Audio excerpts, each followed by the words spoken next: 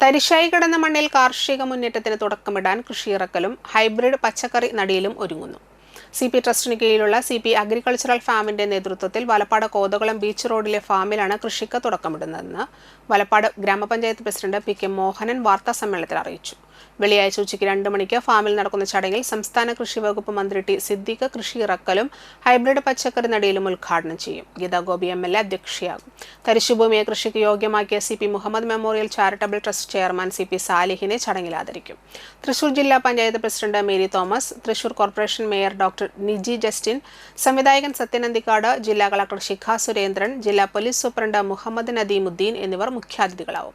1.5 ഏക്കറോളം സ്ഥലത്താണ് കൃഷി തുടങ്ങുകയെന്നും ഗ്രാമപഞ്ചായത്ത് പ്രസിഡന്റ് അറിയിച്ചു. വലപ്പാട് കൃഷി officer Lakshmi K. Mohan, CP കർഷക സംഘം secretary Wilson Pulikottil, trust manager EK. Gopinathan എന്നിവരും വാർത്താസമ്മേളനത്തിൽ പങ്കെടുത്തു.